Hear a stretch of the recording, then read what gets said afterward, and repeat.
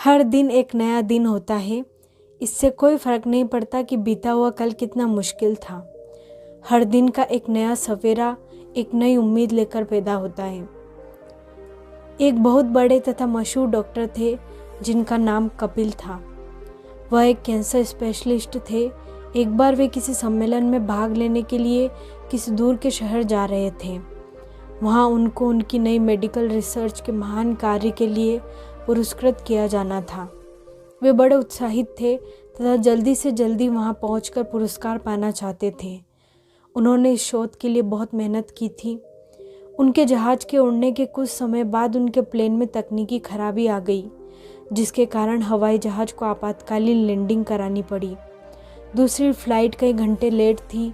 Doctor Kapil को लगा कि वे अपने सम्मेलन में सही समय पर नहीं पहुंच पाएंगे, इसलिए वह प्लेन से उतरे और उन्होंने स्थानीय लोगों से सम्मेलन तक जाने का रास्ता पता किया और एक टैक्सी किराए पर ली। पर उनको टैक्सी तो मिली, लेकिन बिना ड्राइवर के। इसलिए उन्होंने खुद ही टैक्सी चलाने का निर्णय लिया। जैसे उन्होंने यात्रा शुरू की, कुछ देर बाद बहुत तेज आंधी तूफान शुरू हो गया। रास्ता लगभग दिखना बंद सा हो गया, जिसकी वजह से वे गलत रास्ते की ओर मुड़ गए। लगभग 2 घंटे भटकने के बाद उनको समझ आ गया कि वे रास्ता भटक गए हैं।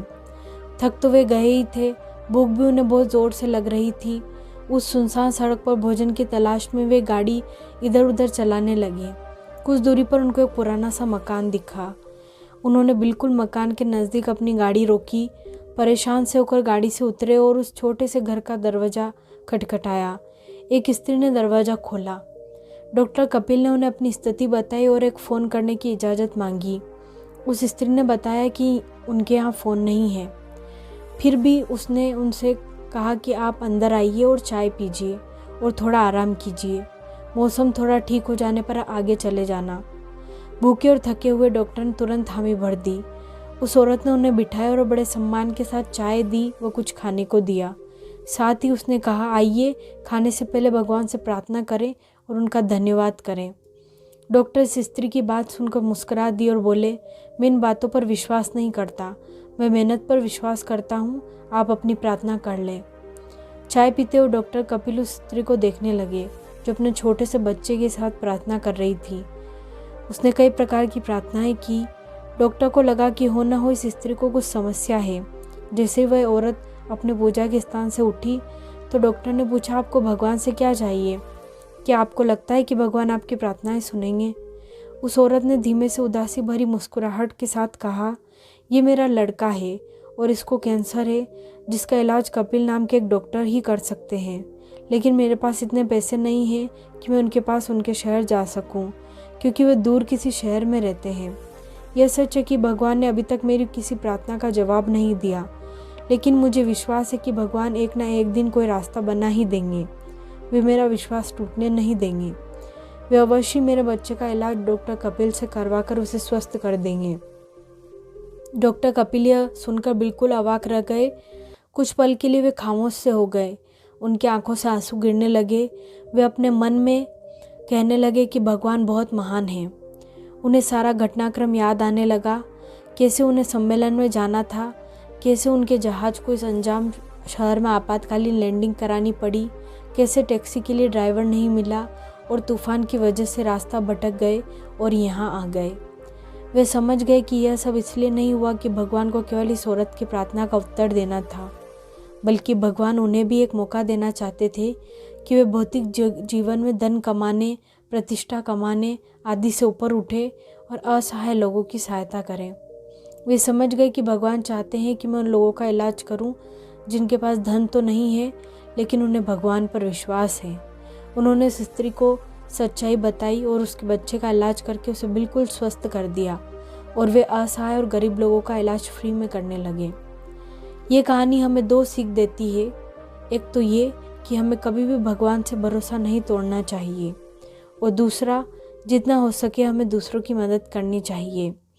दोस्तों, आप चाहे कभी भी मुश्किल में हो, चाहे आप पर कितनी भी बड़ी मुसीबत आ जाए, आपको कभी भी भगवान के ऊपर से भरोसा नहीं तोड़ना चाहिए। अगर आप हिम्मत और धैर्य के साथ मुश्किलों का सामना करते रहेंगे और आपको खुद पर तथा भगवान पर भरोसा है, अटूट विश्वास है तो भगवान आपकी ज़रूर सुनेंगे और आपके विश्वास को टूटने नहीं देंगे। चाहे थोड़ी देर हो जाए, लेकिन वो आपके लिए कोई ना कोई रास्ता ऐसा बना देंगे जिससे आप उस मुश्किल और उस मुसीबत से निकल जाएंगे। अगर आप ध्यान से देखेंगे और महसूस करेंगे तो पाएंगे कि जीवन में सबके साथ ऐसी घटनाएं होती है जब आप बिल्कुल उम्मीद खो देते हैं और हिम्मत हारने लगते हैं। तब आपको कहीं से अचानक मदद मिल जाती है, आशा की किरण दिख जाती है। तो बस आप धैर्य के साथ भगवान में विश्वास रखें। भगवान आपको हर मुश्किल, हर मुसीबत से निकाल देंगे। आपने बहुत सी बार देखा होगा और महसूस भी किया होगा कि आप किसी मुश्किल या मुसीबत में फंसे हुए हैं और उस मुश्किल या मुसीबत से निकलने का कोई रास्ता नहीं दिखाई दे रहा है, और उस वक्त आप हिम्मत हारने वाले होते हैं या लगभग हार चुके होते हैं। और उस स्थिति में आपको सभी देवी देवता, अल्लाह, भगवान, खुदा सब याद आ जाते हैं। और जब आप बिल्कुल टूट कर बिखरने लगते हैं, तभी कोई व्यक्ति या कोई ना कोई आशा की किरण आपकी ज़िंदगी में आती है और आपको उस मुश्किल से, उस मुसीबत से निकाल देती है।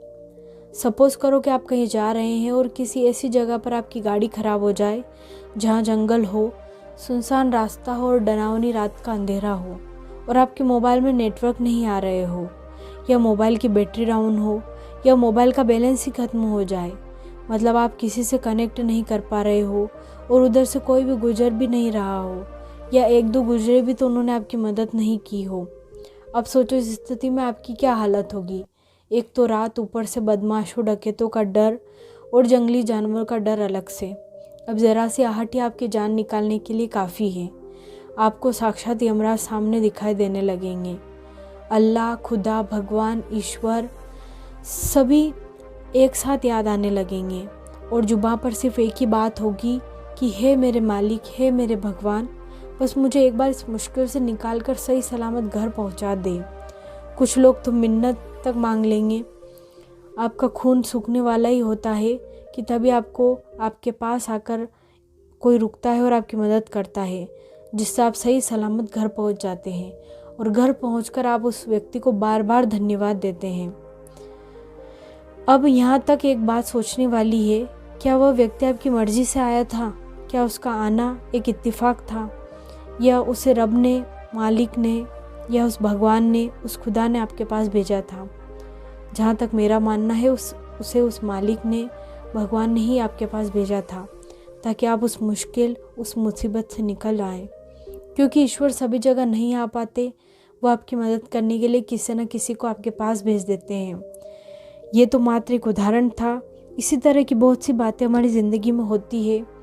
भगवान सबकी सुनता है और सबकी मदद भी करता है। बस आपको धैर्य और खुद में और भगवान में विश्वास रखना है। होप ये वीडियो आपको अच्छी लगी होगी। मुझे कमेंट करके ज़रूर बताएं।